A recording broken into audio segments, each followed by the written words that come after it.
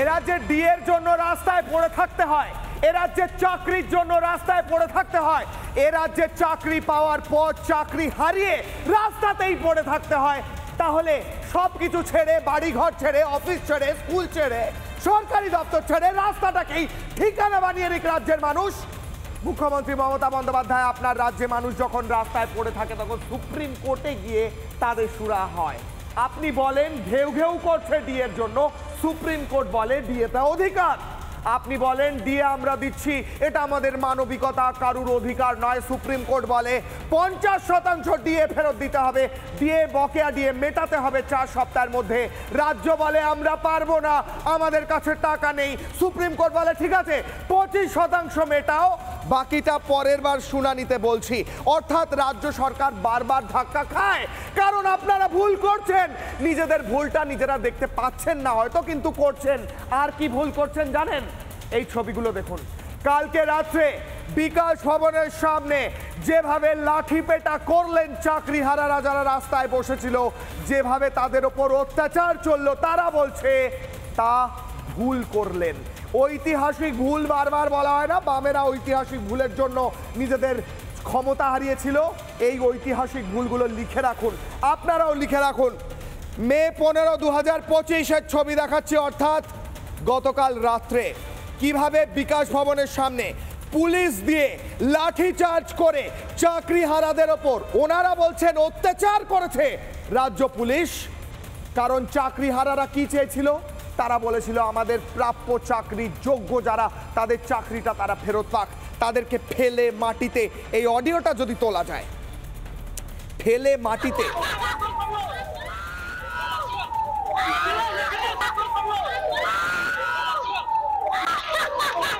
পা ভেঙে দিয়েছেন রাজ্য পুলিশ, পা ভেঙে দিয়েছে রাজ্য পুলিশ। এই রাজ্যে ক্রিমিনালদের বিরুদ্ধে কিছু করতে পারে না, তারা ফেলে পেটায় চাকরিহারাদের। এই তো রাজ্য পুলিশের ক্ষমতা, এই তো পুলিশ মন্ত্রী। লজ্জা, এই করেছেন। আর কসবার ছবি মনে আছে? কসবার ছবিটা মনে করাই।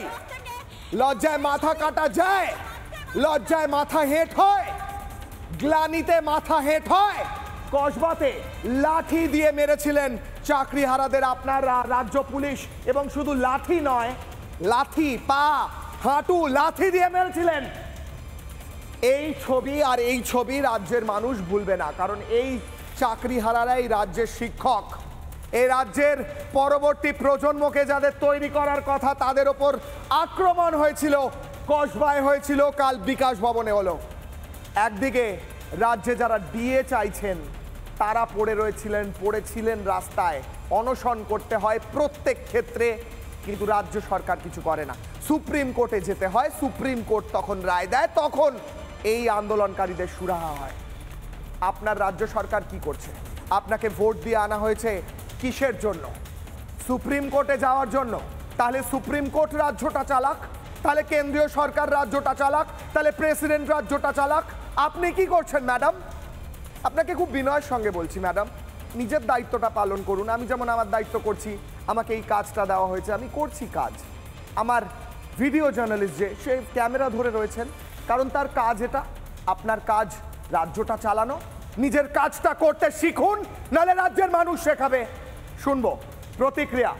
এই ডিএ আন্দোলনকারীদের এই টানা আন্দোলনের পর 25% ডিএ যখন বকেয়া দেওয়ার কথা বলল সুপ্রিম কোর্ট, তারপর আইনজীবীরা কি বলছেন শুনবো।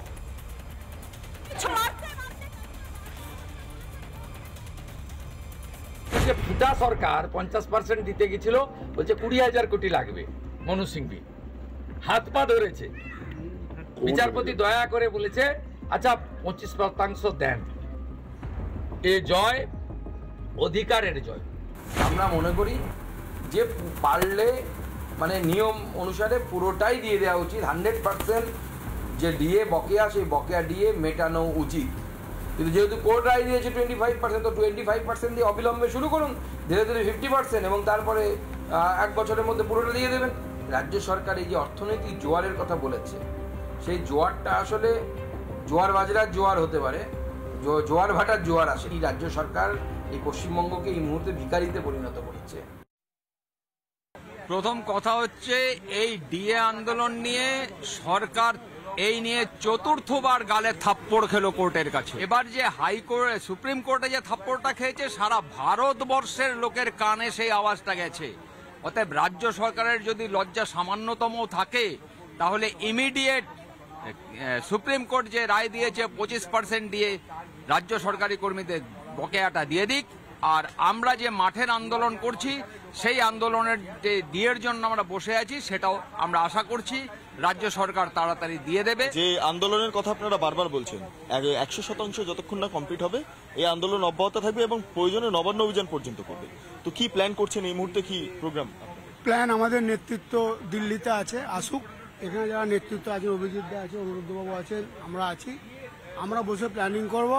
তবে এইটা আপনাদের মাধ্যমে বলতে পারি, উনি আমাদের যে সারমেও বলেছিলেন, কখনো মেমো বলেছিলেন, কখনো ফিরাদ হাকিম তেলা মাথায় তেল বলেছিলেন, কখনো দিল্লি চলে যাওয়ার কথা বলেছিলেন। এইটুকু বলতে পারি আমরা কিন্তু দিল্লি যাওয়ার ছাড়পত্র পেলুম। সরকারের তরফে বলা হচ্ছে, কোর্টে তারা বলেছেন যে সরকারের কোমর ভেঙে যাবে এই টাকাটা দিতে গেলে। এইটা কিভাবে দেখছেন? সম্পূর্ণ মিথ্যে কথা, একেবারে 100%। উনি যেমন সব কথা মিথ্যে কথা বলেন গোয়েবলসের মতন, আর এই মনু সিংভিও গিয়ে সুপ্রিম কোর্টে গিয়ে একদম অসংখ্য মিথ্যে কথা বলেছেন।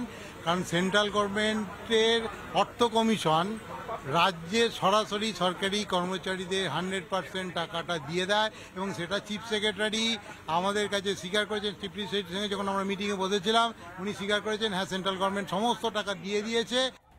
নানা ধরনের কন্টেন্ট দেখার জন্য লাইক করুন, শেয়ার করুন আমাদের ফেসবুক পেজ, সাবস্ক্রাইব করুন আমাদের ইউটিউব চ্যানেল। পাশাপাশি অন্যান্য ব্রেকিং নিউজের জন্য অবশ্যই চোখ রাখুন রিপাবলিক বাংলায়।